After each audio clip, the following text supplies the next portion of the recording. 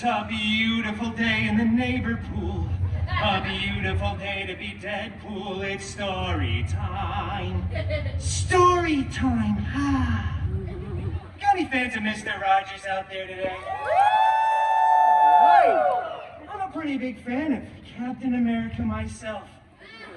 Are you all ready for story time? Yeah! I know Hawaiian shirt guy's ready for story time.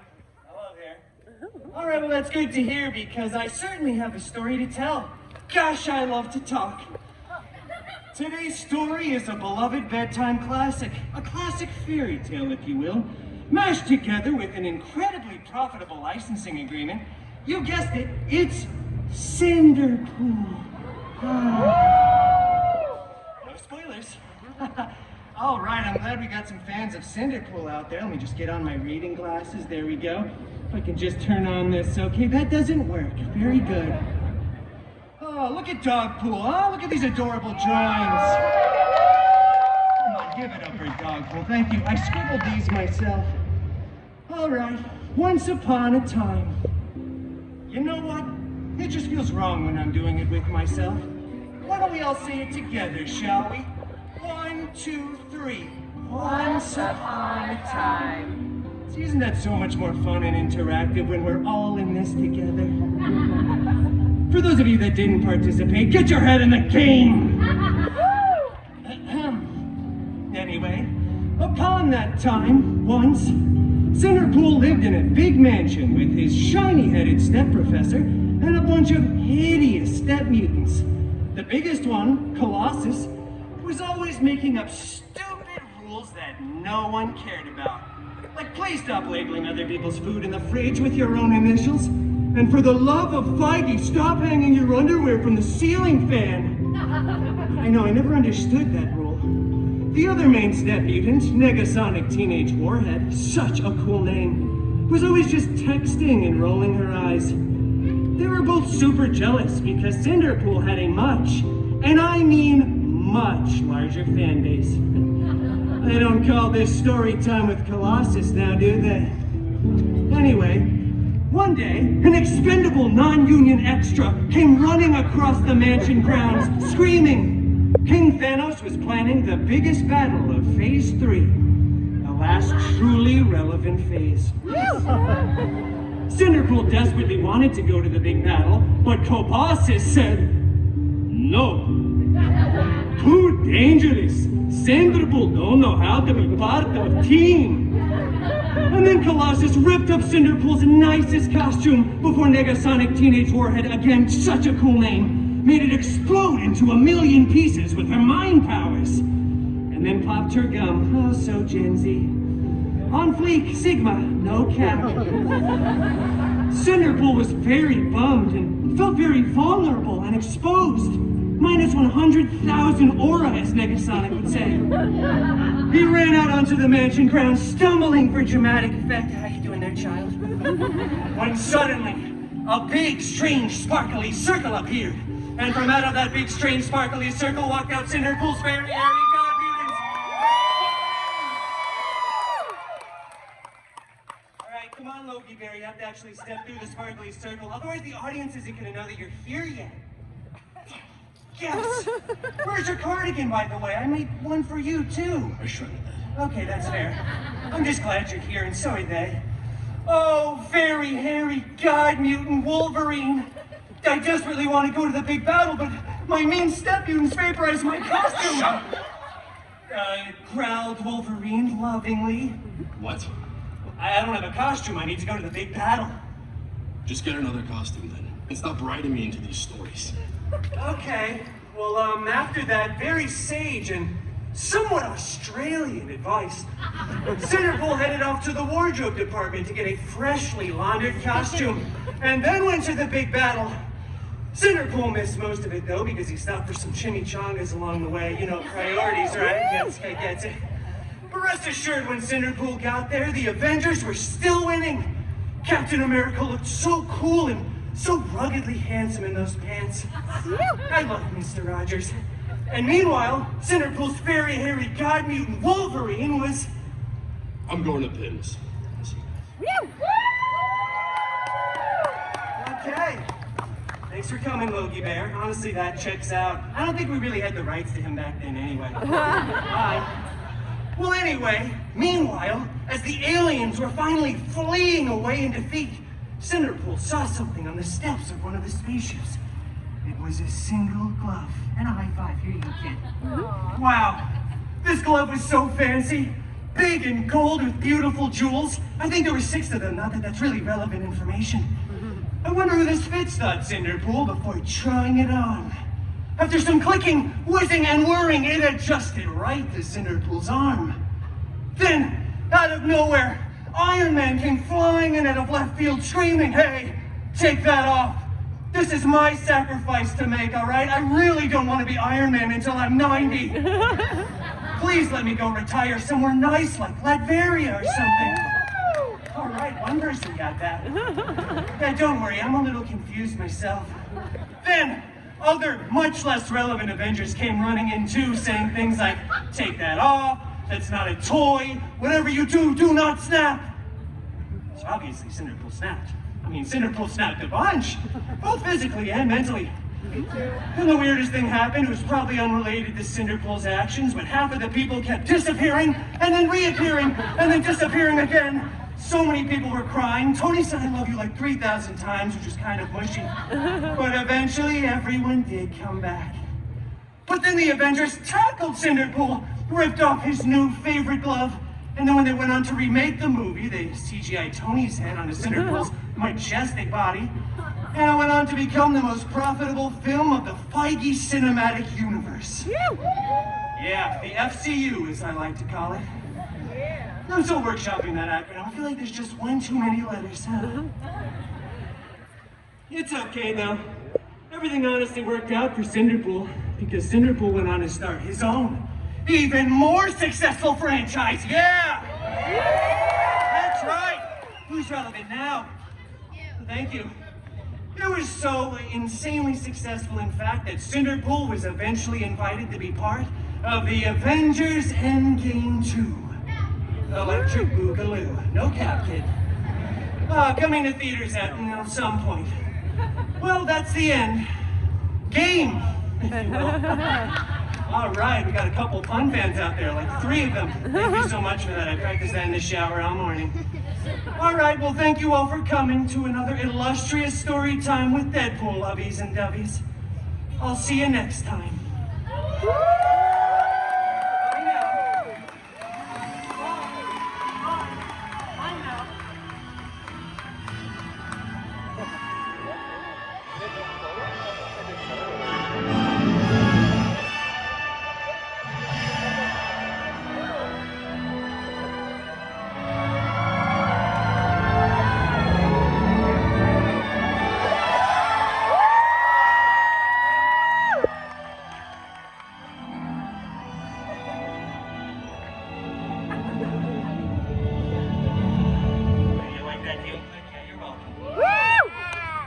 Can cheer more than that if you'd like. Oh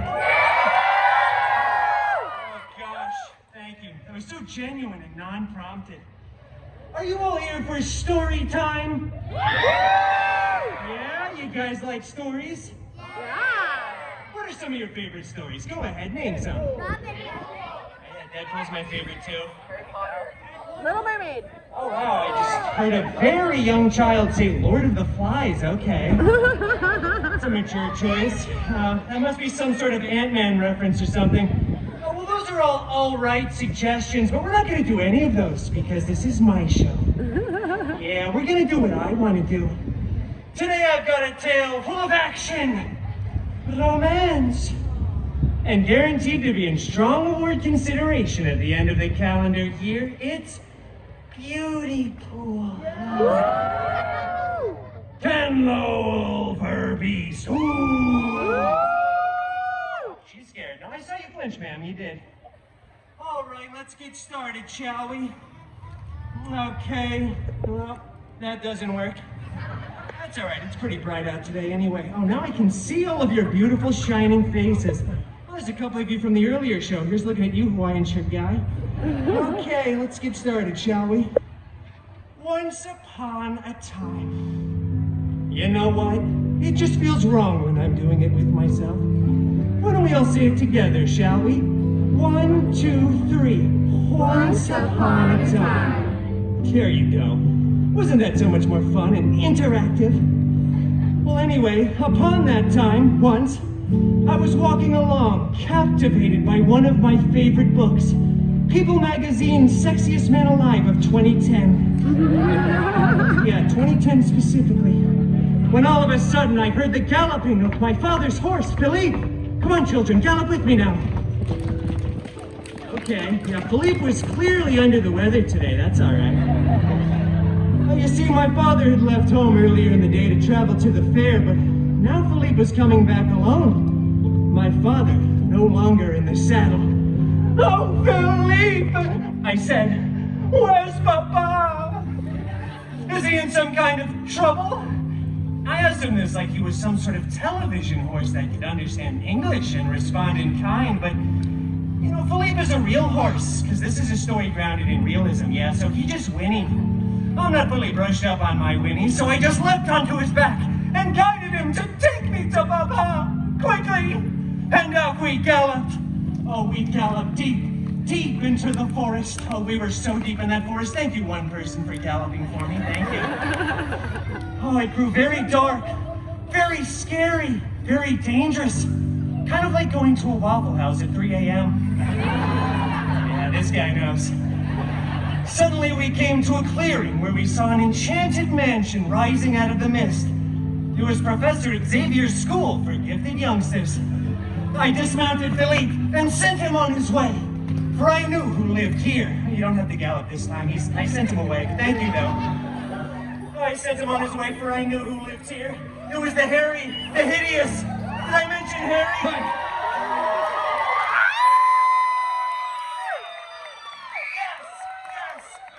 Yes! Wait, Wolvie, wait. Before you leave, we should take an awesome, cute picture together. You know, for the gram. Oh, yeah. Okay, great. You got it? Let's Memories go. forever. Come on. Wait, Wolvie, please don't leave. You have to help me finish the story. We were just getting to the good part. Look, if you don't want to do it for me, if you don't want to do it for the gram, at the very least, do it for the children, Wolvie. Come on, kid, show Wolvie your saddest, pouting faces until he agrees. No, you don't have to do that. Okay, I see it. All right. She looks devastated. I'm not doing this for you, though. I'm doing this for you, kid. Yes! You're on. Good job, child. Should be in Hollywood, honestly. That was very convincing. Looked like you were in absolute despair, honestly. Shut up. Oh, I love you too, Wolverine. Get off! Okay. Okay. So, Belle. It's actually Beauty Pool, that's me. I'm not gonna say beauty pool. Oh, come on, kid, show him the face of absolute despair. Oh, look at that despair. You don't have to do. I see it. She's in despair. I see it. Beauty pool does a little B&E and meets a bunch of weirdos who are furniture and dishes. Well, don't forget about the cutlery and the napkins. I mean, there's a whole dance number and everything. I mean, Then the real hero shows up, the Beast. it's the Wolver-beast. Come on, that's you. You have to keep within the rules of parody here, Okay, Wolverine. anyway, Pool Boy over here makes a mess of things as usual. Then it's up to Wolverine to save the day. Yeah, blah, blah, blah. I slice up some bad guys while Beauty Queen over here stands in the corner making a bunch of stupid jokes with outdated cultural references. How dare you! My cultural references are timeless and ever-enduring, like Splash Mountain. What happened to Splash Mountain? Oh, that's unfortunate to hear right now. That's okay, I love frogs. Well, you know what? This whole thing is really headed south. You didn't mention anything about Mrs. Potts, her adorable, charming son, Chip, Lumiere, or even Chef Boosh. Yeah, there's a deep cut for all you magic key holders out there. It's the stove. You're welcome. Not even a few bars of tale as old as time. Hey, I said no musical theater. Really? Didn't you host the Tonys like 4 times? I don't know what that is. Okay, well, I've clearly touched a nerve there, children. Maybe it's time to just wrap things up. The moral that's, I know you're shaking your head now. I wish it wasn't over too, but Wolvie gets very grumpy. The moral of that story, children, is pretty simple, actually. It's don't open your door to strangers. They might just be a creepy witch who will enchant you your entire house and everyone and everything in it just for not letting them in.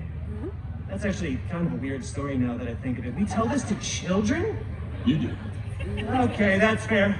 Well, I guess we should be off then, but Wolvie, I'll let you do the honors and say the magic special words. What words? You know how all good Disney stories end. Nobody say a post-credit scene, all right? That is only in the Feige cinematic universe. The FCU, as I like to call it. I know, I'm still workshopping that acronym. I feel like there's just one too many letters. I'm out of here. Listen to this. Okay. Hi, Wolvie. Thanks for coming, Logie Bear. Okay, well, I guess I should probably be off too. I know, I'd stay all out if I could, but where he goes, I go. We're a package deal, Wolvie. Yeah. Well, I should be off then, but I just want to be clear for the record.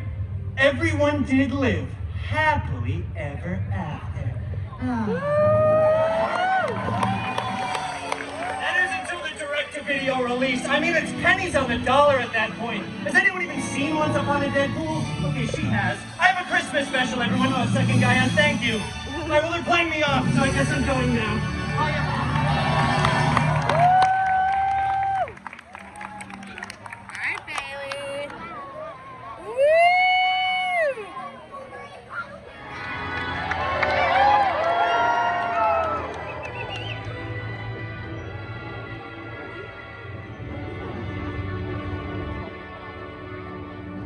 Hi there. Wow. What a complete and utter surprise to find you all here. It's almost like this was carefully scheduled in the Disney Parks app or something. Wait a minute, are you all ready for story time? That's good to hear, because I certainly have a story to tell. Gosh, I love to talk. Today's story is a beloved bedtime classic. And pulled straight from the public domain, so we can't be sued. Yeah, you guessed it, it's Little Red Deadpool. You see what I did there? Thank you so much. All right, and that doesn't work. Okay, great. All right, let's see if we can find the opening words here. Look at these adorable pictures, by the way, will you? Aren't these cute? Oh, thank you, I scribbled these myself. All right, once upon a time, you know what? It just feels wrong when I'm doing it with myself. Why don't we all say it together, shall we? 1, 2, 3. Once upon a time. See, wasn't that so much more fun and interactive? Well, upon that time, once, Little Red Deadpool set off to bring her sickly grandmama a delicious basket of churros. I know, right? A crowd favorite. You see, Little Red's grandma lived alone. Not in a nice, clean, assisted living facility like where most Mimas are forced to live in against their will. No, Little Red's grandma lived alone in a creepy cottage in the middle of an even creepier, desolate forest. Because what could go wrong? Oh, this seems dangerous, thought Little Red to herself. So naturally, she went into the woods anyway, so that children could learn from her mistakes for hundreds of years. A real after-school special kind of cautionary tale. Well, Little Red skipped throughout the forest oh so majestically, right past some exposition, before finally arriving at Grandmama's cottage. When she opened the door, she saw her grandmother lying down on a nice 4-poster, rich mahogany bed. Grandmama! I brought you a delicious basket of churros! Grandma was looking pretty weird. Freakish, even, and it wasn't because of the weight loss drugs, no. No, it wasn't because of that. It was because Little Red's grandma was actually the big bad Wolvie in disguise. Oh, Grandma! What blue eye contacts you have? They're canon. And Grandma, what a retro comic accurate costume you finally have! Yes! Shut up, bub. And Grandmama, what big claws you have! Are those vibranium? I'm the Runamanium Shang! Wait a minute! Grandma's not Australian! Little Red broke off a piece of churro, dropped her basket, whipped off her cloak, took a bite of that delicious churro, and then brought down her katanas in an X-shaped formation. Not as an Easter egg, but more of just a stylistic choice. Bring it on, Peanut! They action leaped at each other. Huge fight. It was awesome. They smashed through that rich mahogany bed, but no one got a splinter. Claws and katanas tore through the mattress, and there was CGI hay everywhere. Which, as you can imagine, is like 300,000 times more expensive than regular hay, but this is Disney. We go all out here. Speaking of going all out, when both fighters were finally fatigued from the fight's mutually incredible climax, they both slumped down to the ground, exhausted. Churro asked Little Red, now in her regular voice, because falsettos are hard and make me kind of lightheaded. Yeah, sure. And so they split that churro. Oh, they split it Lady in the Tramp style. Before gazing around at all the destruction and CGI straw left in their wake. You know, I bet we could fix this place up nice. I think Grammy would be willing to sell. Say, where is Grandmama anyway? She's, on vacation. Huh. That's not ominous or foreboding in any way. In fact, I trust you fully. We should be roommates. Yeah. And so they were roommates. Little Red was the top bunk and Wolvie was obviously the bottom. And they lived happily ever after. Oh, thank you. Stop. You know, you can keep going if you want. Thank you. And the moral of that story, children, is actually pretty obvious. It's spend more time with your grandma. Seriously, I feel like you should really be able to recognize the difference between your own old decrepit grandmother and some huge jacked man. A huge jackman, if you will. Oh, stop. Well, I guess I better be off. I got another show in about 57.5 minutes, and I gotta go check my DMs. That stands for Deadpool messages. Patent pending. Thank you all for coming to another illustrious story time with Deadpool.